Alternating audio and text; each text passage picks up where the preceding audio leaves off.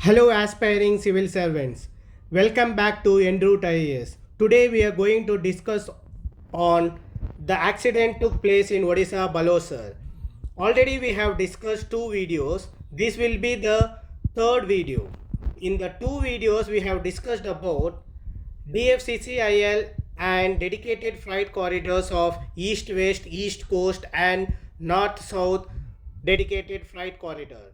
Now the question is why we are discussing about the dedicated flight corridor. The dedicated flight corridor we are discussing because of the Odisha train accident. UPSC may not ask on the train accident directly. It may link to the one of the major projects of railways and it may ask question on it.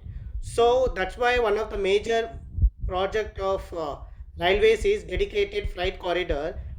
Why dedicated flight corridor? Because east coast dedicated flight corridor passes through the Odisha, which is passes very near to the Balasore also. So that's why it might ask on east coast dedicated flight corridor. But however, to play safe, you should be knowing about other dedicated flight corridors also. So we are discussing on it. Today we are going to discuss on eastern dedicated flight corridor.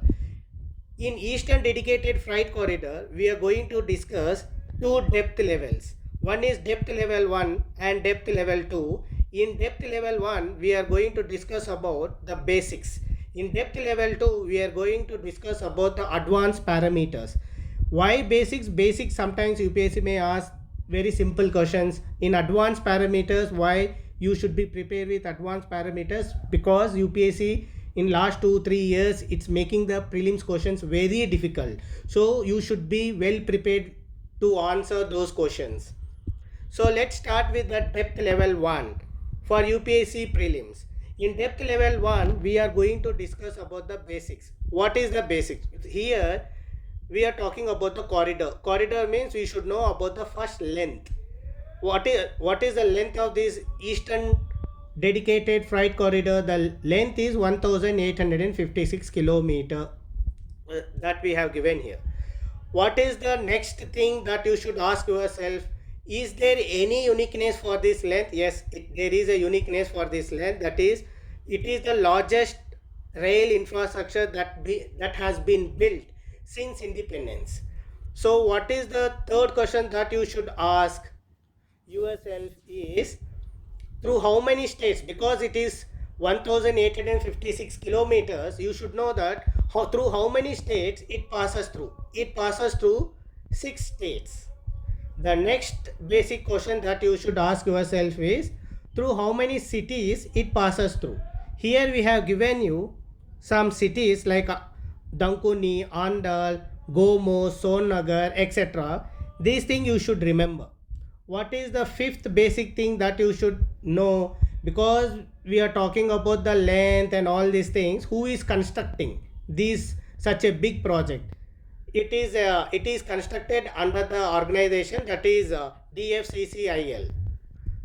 Though there are many private players involved like Tata, GMR, but DFCCIL is implementing this project. So is it in operation? No, it is partially in operation. Probably by this end of the year, government may complete the project. What is the seventh basic thing that you should remember is, who is funding such a big project? The majority of the funding comes from the World Bank. That you should remember. So now we are going to discuss about the depth level 2.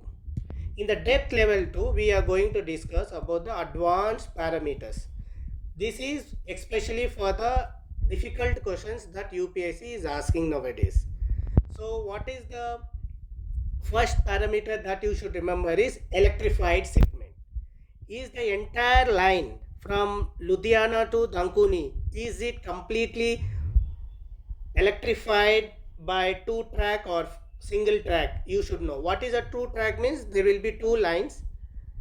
These 2 lines will be electrified. In single track means only one single line will be electrified. It is actually combination of both. From Dankuni to Kurja, it is electrified, double track electrified. from Kurcha to Ludhiana, it is single track electrified. So the next advanced thing that you should remember is through which state the length of the project is, in which state the length of the project is more. That is UP. The next thing is Bihar, West Bengal, Jharkhand, Punjab and Haryana. These things you should remember. The most important thing is DFCCIL has proposed that it is going to establish logistic parks under this project, where it is going to establish the logistic parks. One in Kanpur, that is in Uttar Pradesh, another one in Ludhiana, that is in Punjab. So is this logistic parks developed by the government or by the private players? It is a combination of both. It is public private partnership. Through public private partnership, logistic park is going to develop. So this is about the Eastern Dedicated Freight Corridor. If you want to download the file, please visit our Telegram channel EnRoute IAS. Thank you.